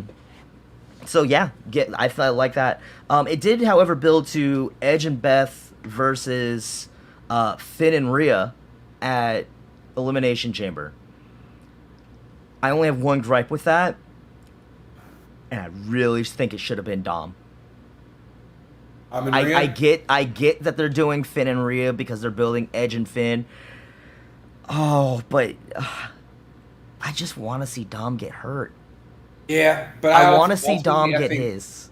I think Rhea wins that match on Beth. Absolutely. That's how I think this plays out. I'm pretty sure I mentioned this last week, but it was funny because I saw somebody else talk about it last night. But the idea that Rhea going after Charlotte for the SmackDown title at Mania means that you bring all of Judgment Day over to SmackDown, and that's how you push Dom versus Rey. Yeah, we talked about that last week. Yeah, I'm just making sure I touched that or not, because somebody else repeated that last night, and I was like, thank you. Another one in the column for me. Yeah, that's how we're going to get father versus son at Mania. Yeah, I think it's the proper way to do it. They end up brawling. Also, we should note, no Rhea last night. Yeah, do you know why? No. She was allowed some time off to go back to Australia and visit her family. Good for her. Yep. Good for her. Yep. Let's go. I mean, probably there's some reason behind it, and I'm hoping it's nothing too major, but, like, let's just hope it's a nice, good, like, family trip. It's just a vacation. Yeah. Good for she's earned it. She fucking earned it. Absolutely. Let her go do her thing for a little bit. She earned that one. But it leads into the Street Profits coming out to help because, of course, this leads into Dawkins versus Priest for their qualifying match for the Chamber. damn, them two put on a hell of a match. It sure did. They put on a hell of a match. And I'm like watching. I was watching it. I was like, "Hey, no, this is Raw." Right. Let's just go ahead. Let's just go ahead and say it like it is. We call it already. Dawkins lost to Priest. Ford beat Elias. We predicted both of those. We saw where it was going, 100%. But damn, Dawkins and Priest put on a hell of a match. Dawkins is very underrated in my opinion. He's very underrated. Vastly. And so when we get to the other match, we'll talk about that as well. I want to talk about the comparison between the two matches. But let's just go ahead and start off by saying the two of them put on a hell of a heater. Fucking loved it. Going into that, they do the re-showing of the Bloodline storyline. We just get a recap of Friday night. Nothing big, nothing major there. And then we get Baron Corbin versus Dexter Lumis. Yeah. This existed. Later on in the show. This existed. Actually, we can just go right into that, too. It leads to a Baron Corbin loss, which then goes into JBL going backstage, basically casting Baron Corbin off. Please give me back bum-ass Corbin. Please. All right. Please. All right. Please. Even the WWE Twitter account teased it. They were like, JBL wants nothing to do with BAC. And I was like, please give me back bum-ass Corbin. Please. Yes. I thought so much that like, they ruined every opportunity they had with that gimmick. They could have done so... It was way too short. They gave him his come up way too soon, and I was just like, man, this had so many legs to it, and then y'all killed it by like letting him just like win a bunch of money in the casino, and now all of a sudden he's a douchebag again. He needed to stay in that fall from grace, and I want to see that back now. I'm interested to see like let's get that back. Let's get that back. JBL saying you can't polish a turd, like beautiful. I mean, as appropriate, like, and again. Like, we all questioned where they were going with this whole JBL thing, and I get now that they had to let that breathe so this could happen, because it always felt off that he was paired with JBL. It did. It always, and I'm glad that, like, it was only ever meant to be, like, a 1 month thing to build up to that. And you can clearly tell that they were building up to that moment last night, and I'm here for it, because now we're actually getting some character development out of Baron Corbin again, which we haven't gotten in how many years? Quite a while. Yeah, I have been very vocal about my praise for Baron Corbin. I think he serves his role well. I think he loves what he is very widely known as loving what he does because he understands his role and knows it well. He's a very good company man. 100% to anything that is given to him. Yes, he's. How many people could have made bum-ass Corbin work? Not many. When he was doing that, it was probably the best. Like, it was like the second coming of I've Got Kids Heath Slater. Yep. I love that analogy. Yeah, and that was one of my favorite gimmicks at the time. I'm never going to forget how hard we popped when we heard Brock go, I don't give a shit about your kids. I don't give a shit about your kids. That shit had me dying. Yep. So, yeah, that was where we stand. That's pretty much where we went with that. And I'm interested to see where we go with this Corbin storyline. We get a Brock Lesnar promo. Yeah, a good one. Oh, it was a good one. Brock is, again, when Brock is motivated, and he could pump out some great shit. I think him being released from the grasp of Paul Heyman is allowing him to cut some of these hilarious promos again. Yeah. And I love it. The one that everyone keeps making fun of last night is like when I go to bed 4 or 5 hours, when I go to bed with my wife and then 4 or 5 hours later, all I'm thinking about is Bobby. And the memes that came out of that. Or Sable. Oh my God. The meme. Did you see the one where it was like the jealous girlfriend meme and it's like Brock and Sable and then he's looking back at Bobby? I saw that one this morning and I about died. I was just like, bro. I love that. I think that's heating up to be a great match. I think it's a long time coming. I just at the end, that's another match that doesn't need a title. Let's just see big meaty men slapping meat. Yep. Isn't that what Big E says? Yep. You do not need a title for Brock and Bobby at all. At all whatsoever. out there, give him 10 minutes, and watch the train wreck. Yep. In a good way. We get the the Raw Chamber qualifier. Mishin versus Candice LeRae, Carmella, Piper Niven. I was so sure that they were going to give Piper Niven the call on this one. Same. And I was kind of hoping they would, but I'm not mad that it went to Mella. I am not mad at all. I think, honestly, Mella's due for some time in the sun. I think she has suffered in the backstage enough, like in the background. Like, it's time to start giving her, like, she's still a former champion.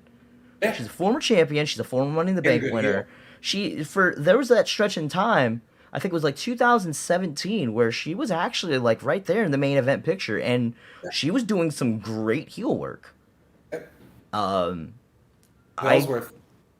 Well, we try not to talk about him. But yeah, I think she was doing some great work back then, and I think that it's time for her to get another run. I don't think that she's on. I don't think she's going to be winning any titles, but I think she's in the upper card. Yeah, definitely upper card. She's a great hand. Piper Niven still looks strong as shit. I saw some of the highlights from her last night. She did Abyss's Black Hole Slam. Yeah, let's go. Yeah, that was honestly one of my favorite finishers from Impact in the old days. I wonder who the producer on that match was. I believe the news just went out on that, and I'm pretty sure I wouldn't be surprised if that came out. Or at the very least, just that she's been working backstage with Abyss and with him, yeah. And he's given. She needed a good finisher, especially with this return to dominance that she's getting. Exactly. I think it's a great fit for her. I think the Black Hole Slam fits her well. So we get Carmella moving on. Cedric Alexander and Shelton Benjamin. The Hurt Business reformed against Alpha Academy. Yep. Great match. I think that the Alpha Academy continues to improve week on week. I don't know how I feel about the return of Hurt Business. I think it's good for everybody involved except for Bobby. Yeah, I agree. I wholeheartedly agree with that. It helps Cedric. It helps Shelton. It helps Omos. It helps MVP. I think it hurts Bobby. I think the only way it can really help Bobby is if, they have to put in some work to make all of that make sense. Because after all the arguments of this, you got to make them work some magic on. No, we're all ready to work together now. Yeah. And you got that's just what it's gonna have to come down to. You got some work there. If you can make it work, you can make it work. Exactly. On the other hand, on the Alpha Academy side, outside of the fact that they're just starting to look good, I don't remember what was on screen. I don't remember what was. I don't know what was on screen. I don't know what was off screen. I do know that there was a digital exclusive. I don't know if I sent it to you last night or not. You did. You did. I watched it before we went live. Yeah. With Ali and Dolph and Bronson and. I forgot that Ali, Dolph, and Bronson started that. Yep. That clip. Yeah, yep. I forgot about that. And then it ended with Alpha Academy and the Maximum Male Models. Yeah. So Maximum Male Models have officially been signed to Raw. They're starting to tease this whole thing with them and Alpha Academy. And that's just... I laughed so hard because they're doing this whole, Massé Mansoir, being against the idea, and then Maxine's like, no, this is my vision. Yeah. I'm interested to see where this goes because I think both Chad and Otis have the comedy chops to make some comedy gold out of this. Oh yeah, for sure. Another thing I saw, and I love this as well. Massé had a tweet the other day. It was a happy birthday tweet that he got from a fan. And it's like, I hope they actually start booking you guys better. And he tweets back. He's like, I appreciate it, but at the same time, maybe I'm just having fun making goofy videos with my best friend. And I was just like, that's somebody that understands his role and is enjoying it. Last week when we were talking about how I think that Johnny's role right now is just let him run some fun stuff in the background and let him establish some character. While it doesn't matter if the fans like it or not, he's just building character and letting himself exist in the background until it's his time to actually start making some moves. Exactly. He's comfortable. They're comfortable. They're in long-term contracts. This is like, it's like being on a non-contract year and being like, oh no, it's okay. I can sit this one back a little bit and let other people that are in their contract years make their name. Yep. You're a role player, and if you're doing your role right, that's what's going to give you the looks in the future. That's what's going to, like, I think everybody fit their roles perfectly there. Same thing with Dolph and Ali. They're continuing this feud that they got going on. I don't know where it's going, but I'm intrigued. That'd be a great match whenever we get it. Oh, absolutely. I'm pretty sure they've done it enough times before. I just think that like the way they're continuing to build up for it is just it's gonna be magic. Bronson Reed inserting himself into that argument as well. Again, in that same segment, you had Bronson Reed just like, oh, you think you could have made it in, huh? Well, how about you fight me next week and prove it? We'll find out. Yeah. I love that. You get Ali versus Bronson. I want to see that. Big man versus quick man. Yep. Let's go. Ali can go. Let's not forget it. And Ali right now is like, I think the both of them, like, they both could use the win, but neither one is really hurt by a loss. Correct. So I see that ending with a Bronson win, obviously, to make him look good. Ali losing and then building that feud up with him and Ziggler even more. Yeah. And honestly, especially with Ziggler in the tail end of his career, let's go. Let Ziggler the young guys. Yeah, let Ziggler put Ali over. Let's do that. Let's do that. Completely agree with you. I like where they're going with that decision. See, when we evaluate things, we always look at the grander picture. We don't like. I always emphasize like look at the grander picture, look at where things are going, look at where things have come from, recognize that everything is not week to week. Right. And I feel like the wrestling industry for years now has definitely like suffered. You want that instant gratification. It suffers from that. Especially like during the McMahon era of booking was so reactionary to, and it was so much of, oh well, the fans want this, so let's not give it to them because we don't want to give them exactly what they want just yet.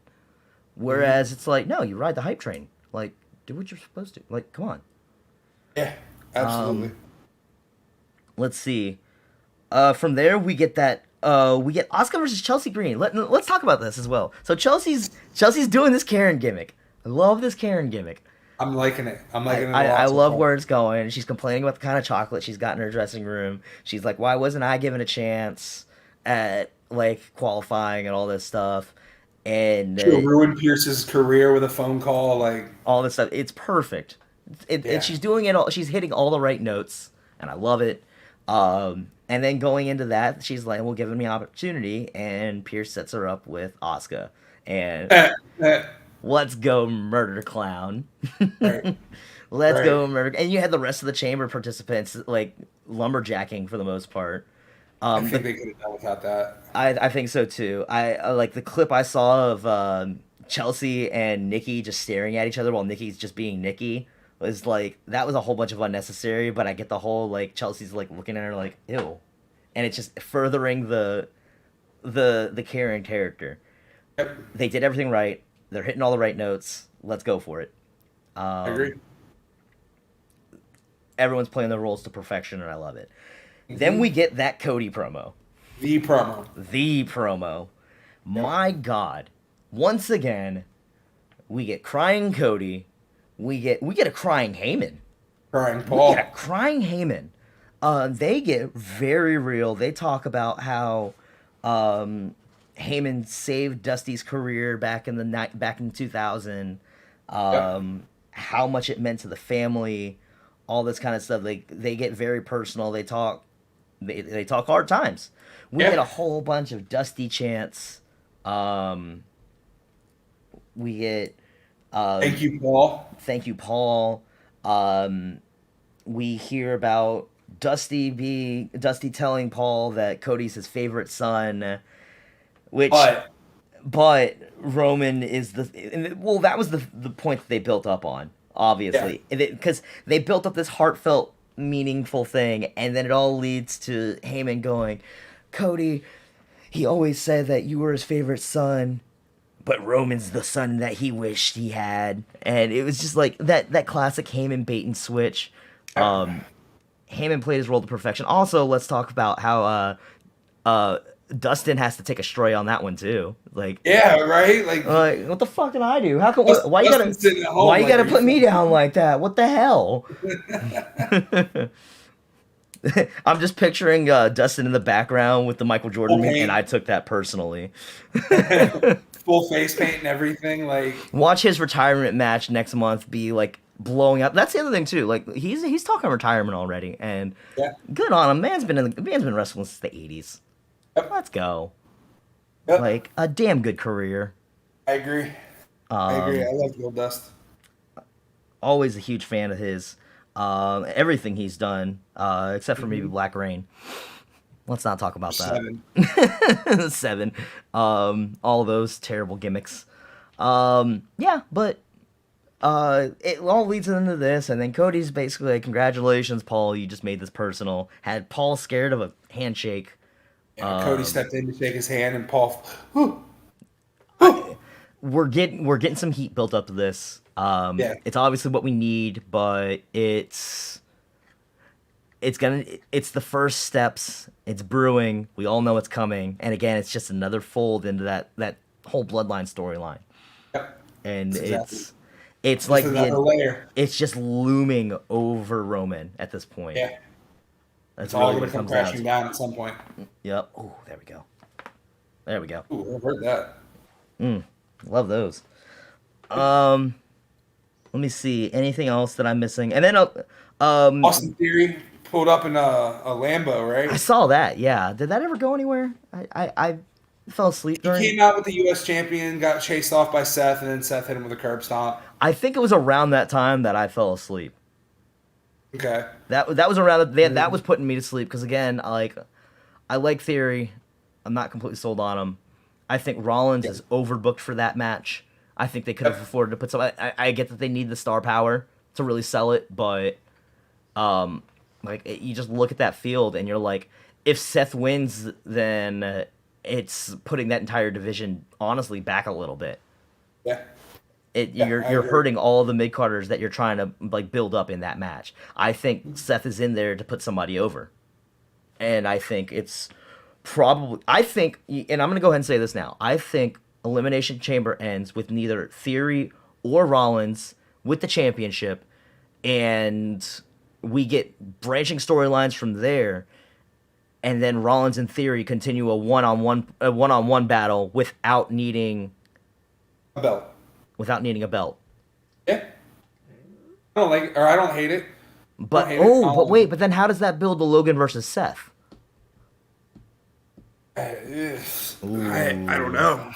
I don't know. There's a lot that goes into it because that's the other thing too. We're still building the Logan versus Seth right now as well. Right. So that's kind of heating up. And then they announced some stuff for next week. Well, hang on. Speaking of the next week's chamber, speaking of that chamber. We have the other qualifying match, Montez versus Elias. Oh, yeah. We see that beautiful swan dive for Montez over the ring post. Over the turnbuckle, which is so impressive. It's so damn good. The man's got ups for days. He's so smooth, too. He makes it look effortless. He really does. And again, it just goes to show, I don't think, again, obviously, and we were saying this from the very beginning, they want to push Montez. I think last night was designed to let Dawkins have his moment to shine, for sure, in his loss.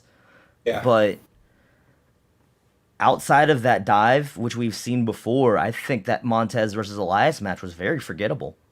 I agree. I also thought I didn't have high expectations for it. No, I think, and again, we all knew Montez was moving on from there. Elias is colder than ice right now. Yeah, there was no way. Yeah. No way. And then we get and then from there, obviously, we get the cage match, which again, this was the cage match we should have got 2 weeks ago. Yeah. And my God, the two of them put on some heat. I'm glad we got it, man, because WWE has a history of announcing something. And then we never get it. And that match was... I think the blowback from that match also was what led to that getting so much... it led to them being like, no, we got to run that back. Yep. Especially when you consider, I think the statistic I saw was that this is the first women's cage match on Raw in 20 years. Wow. Yeah, that says a lot. In addition to that, because think about where the women's division was 20 years ago. So, with that being said as well, this match ends with a bunch of... You start seeing Io and Dakota start getting involved. Io starts climbing up the cage. Dakota starts sliding the crutch through the door. All this kind of stuff is going on. And then Lita's music hits. A wild Lita appears. A wild Lita appears. And she comes out and helps Becky, knocks Io off the cage. It kind of neutralizes Kai and Sky outside, which good. I like that. But inevitably, what this is building up to, and this is what's being rumored now, is that on Friday night they're going to build to it some more. We're getting Damage Control versus Becky, Lita, and Trish in Montreal. I don't hate that. I mean, I don't hate it either, but again, it's another, we're getting Trish out because it's in Montreal. It's Canada. We're going to Canada land again, so we got to do all this stuff for our Canadian friends. I mean, it'll make them happy, and it's an easy way to pop a rating. Absolutely. A lot of it, too, is that there's rumors going around that Lita's got one more match in her. I would love to see a Lita Mania match. Me too. Who they put her against Bayley. Yeah, why Give not? me Lita Bayley. Why not? Give me Lita Bayley at Mania. Let's go. I would love that. I think they could tear the house down with that. And then, what if they build a Becky Trish? What if Trish has one more match in her too, and they decide to call Trish? I think that'd be a great like spectacle, like get some asses in seats matches. Absolutely. That will sell tickets for sure. Absolutely. Trish Stratus is yes, just yes. There was something AEW related that was in the news that I was trying to think that I was gonna say. I can't remember, because that pretty much covers our Raw review. So that's pretty much everything WWE land for the moment. I'm trying to think what else we have that's happening. AEW. Sorry, I'm just not having the crazy enthusiasm I had last week. I don't know what's going on. I'm just feeling a little under the weather today. That weather, hey, it happens, man. It happens. The weather, sickness is like going left and right these days. Yeah, it happens. But yeah, I'm very tired. I don't know why. I got a good night's sleep. I don't know. That was me yesterday during Raw. I'm telling you, it just hits you. Let me see. I'm trying to see. I don't think, again, there really hasn't been a lot of news out of the AEW camp. Ibushi being a free agent. That's something we could touch on. I want him in AEW. I mean, it's bound to happen. There's already been discussions about how much good rapport he has with TK. He's already started signing on for a bunch of indie matches. He's signed up for Bloodsport this year. Really? Yeah, Kota Ibushi and Jon Moxley have both signed on for Bloodsport this year. Nice. That is confirmed. I'm trying to think what other news has popped in AEW recently. Let me check. If I've got any, I'll pull some up too. Yeah, I do have some stuff on Reddit I want to touch. I have a closer that I want to bring up, but we're going to get to that still. Of course, that was in the news this morning. So you know how the Young Bucks always like to tease things with their Twitter bios, right? Yes. They're teasing the end of their contracts right now. Really? Less than a year. We are less than a year away from the end of the Young Bucks contract. Do they stay? Do they go? I think they stay. What's that? I think they stay. I think they stay too. But at the same time, we said the same thing about Cody. Cody leaving changes everything. Sure. And the Bucks being... Obviously, WWE has treated Cody right. 100%. I think that Cody has definitely got a lot of future to go. Yes. There's a lot of different things that can... I mean, not Cody. The Bucks, excuse me. I think the Bucks, they still have a lot to go no matter which direction they go in. I know that they've mentioned they want to go back to Japan at some point. I wouldn't be mad about it, especially now that like things are starting to warm up again with New Japan and everybody else. Yeah, for sure. And I mean, you know, AEW is established well enough now. Mm-hmm. You know, I think it would be a blow. I do think it would be a blow if they left.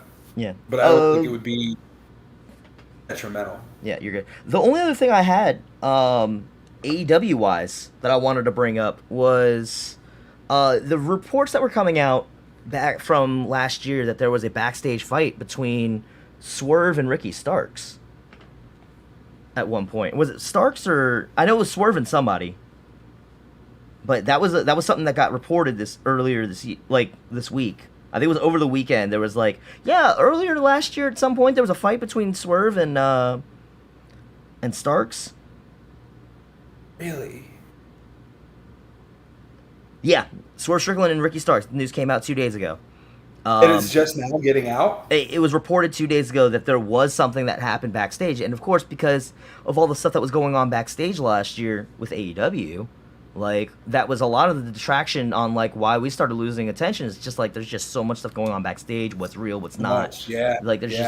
It got messy. Also, another thing that I remember seeing now, a lot of the reason why things have been quiet on the AEW front, what was this week?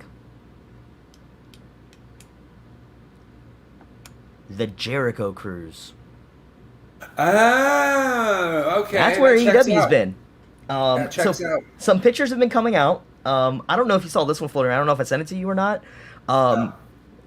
We had Jericho. We had the Ass Boys, the Guns, versus Danhausen and Jericho. Really? Mm-hmm. With Jericho in full Danhausen paint. Nice. The pictures and everything I saw, you can just tell Jericho is having the most fun time of his life. I love this stuff where it's like when you have the crew. Jericho's Rock and Rager has been fun the past couple years that I've heard about because they're on a ship in the middle of the ocean. Nobody's gonna tell them what else to do. Right. You get some crazy. You get some crazy you can't do this. It's house show vibes on a ship, and you get some crazy house show type shit Jericho and Danhausen. In past years, what's some of the other stuff that we've seen on these cruises? I know they've always done crazy moments like that. I'm pretty sure that's where they did Jericho. The first one was where they first did the Alpha Club, Jericho and the Bucks. Correct. Teaming together. That was the very first one because I remember that being a whole hot angle on BTE. Yep. I'm not gonna lie. I also haven't been watching BTE the past couple of weeks either. I haven't watched it in probably years. I've started watching it again, but I don't know. It just feels there's just something about ever since they came back from their little hiatus. I feel like they're still struggling to find their footing again. Right. I don't know. I stopped watching it after Brody Lee passed, and that Brody Lee episode, it just tore me up. It was too perfect. It's kind of hard. I'm not gonna lie. Since Brody Lee's passing, that has been. It's been so hard to see anything Dark Order on screen. Yeah. And they're trying to still make the Dark Order work, and I think that at this point it's just time to call it quits on Dark Order. I hate to say it. I think they've been one of the most entertaining things, but I think with them struggling to keep numbers at this point, just let Silver and Reynolds do their own thing, let Evil Uno do his own thing. Stop trying to pigeonhole the Dark Order thing into keeping them friends with Hangman. Right. 10's gone now. 5's gone now. Yeah. 2's gone. Just leave it alone. Just leave it alone. It's time. It's time to move on. It ran its course. Everything has a shelf life in wrestling. Mm-hmm. I think now they need to start finding a natural way to let Dark Order just pass on. I hate to say it, but it's time. I have one last thing I want to do for closing. Okay. Scrolling around on Reddit last night looking for things that we can talk about, and this post that comes past my eyes called "Mind Blowing Wrestling Facts." And all right, some of these were pretty good. Let's go through these. Shouts out to Biggie FC on Reddit for this post yesterday. It made the front page for a little bit. I was interested, so let's read through some of these facts because these are some pretty good ones. The most finishers ever done by a wrestler in a singles match and yet still can't finish with it. Can you guess who?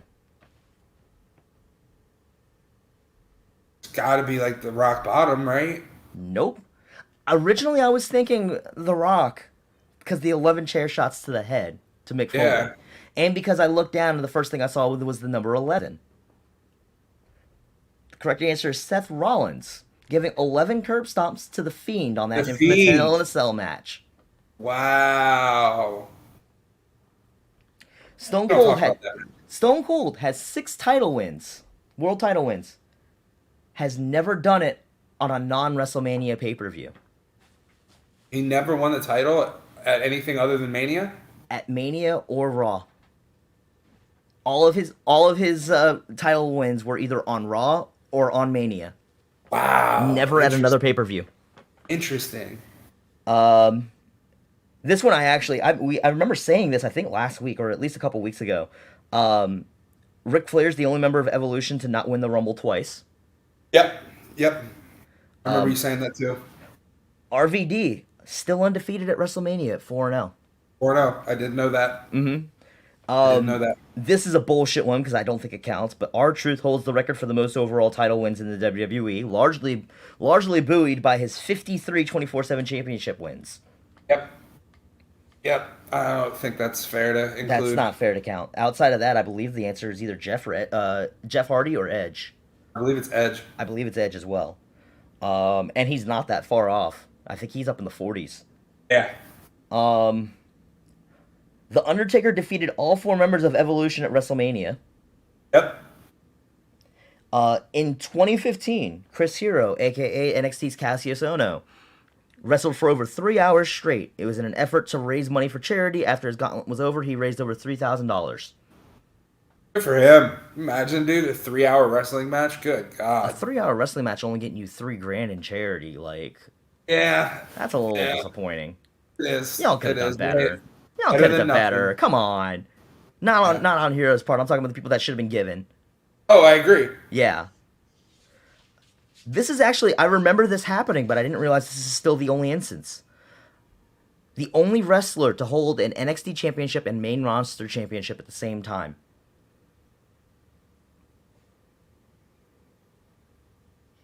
Think about this one. It's pretty obvious.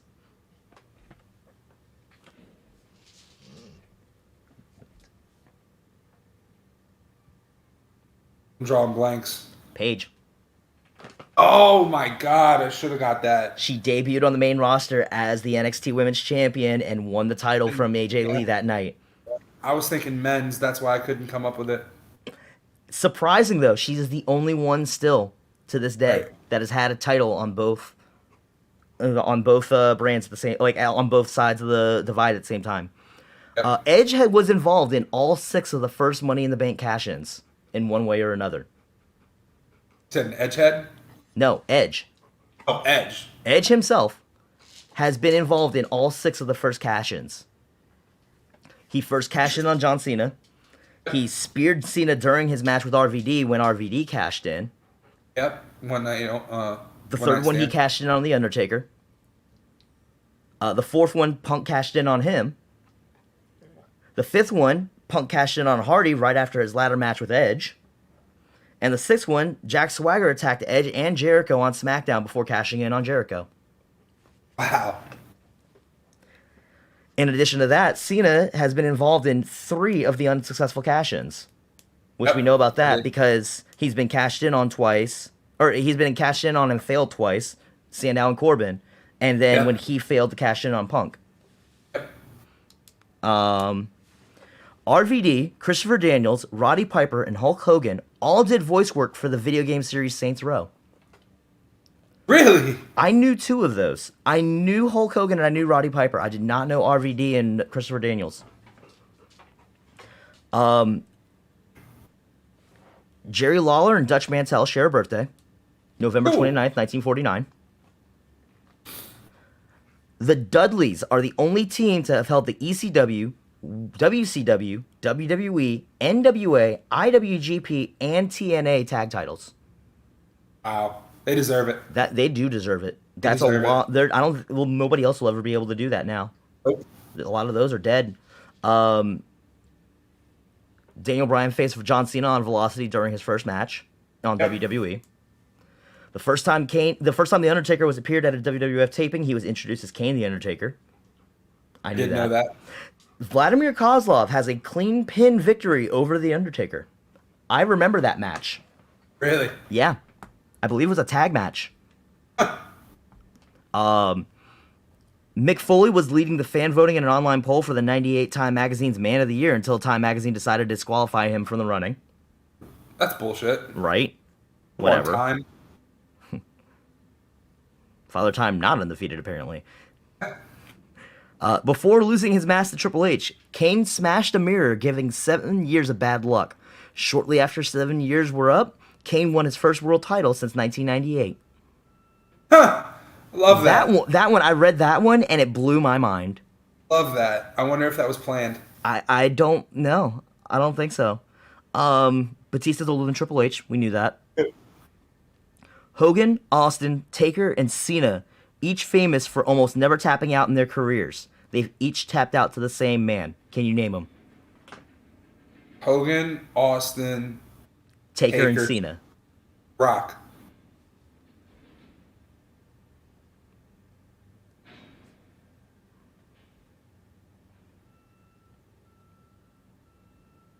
Let this one stew for a minute. I don't know. Submission expert from that same era. Bret Hart? No. Kurt Angle. Oh! I should have got that. Austin got the Stone Cold nickname from his wife at the time, who said, "Drink your tea before it gets stone cold." That's well known. Yeah. In Street Fighter 3 Second Impact, there are two playable characters based on Hogan and Andre, Alex and Hugo. I knew that. If they are put against each other in the opening, their opening animation references the stare down between Hogan and Andre at WrestleMania 3. I did not know that. That's cool. That's pretty cool. Mick Foley has accumulated a total of over 300 stitches in his arms, head, eyebrows, hands, ears, shin, cheek, and lip. 300. That seems like rookie numbers for Mick Foley. I'm sorry. No shit. That's it. This one I also knew. The WWE Championship between Brock Lesnar and Kurt Angle at WrestleMania 19 was the first WrestleMania main event to feature two competitors who used their real names. Yep, I did know that. That's a Snapple fact that's been thrown around a lot. The mandible claw that Mankind made famous was a move created by a doctor-turned-wrestler in the 60s. What would make the doctor give up a successful practice and become a pro wrestler at the time?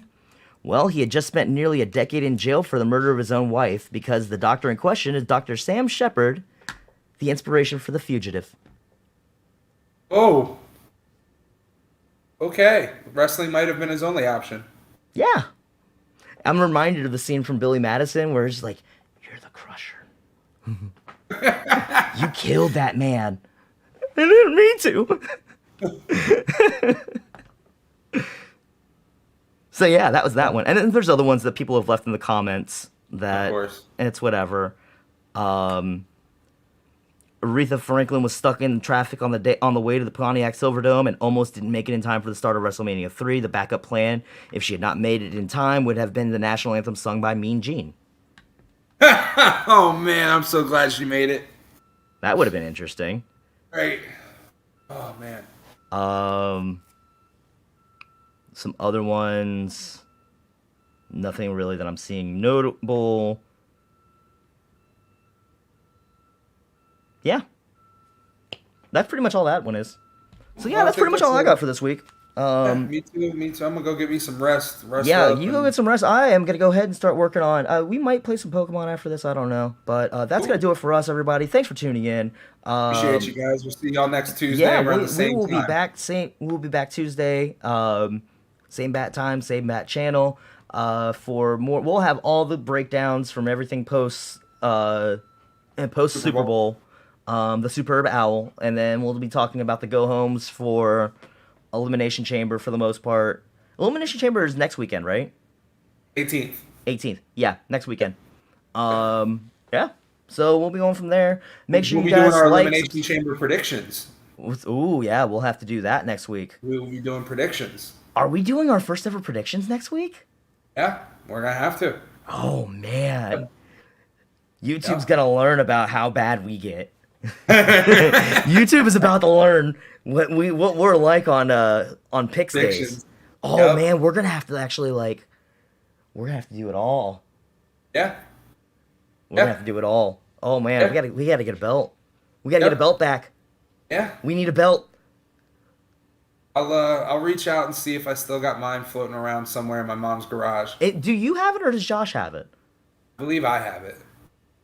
I believe I have. I think you were reigning champ when we last had the belt. Yeah. So we'll have to look into that. Anyways, that's gonna do it for us this week. Make sure you guys like, share, subscribe, leave a comment, let us know what you guys are thinking. If you guys want to follow us on Twitter, I'm at the D Burns Show. He's at Bobby Boomerang. Keep up with us. We'll see you guys next week. Peace out. All right. Peace out, guys.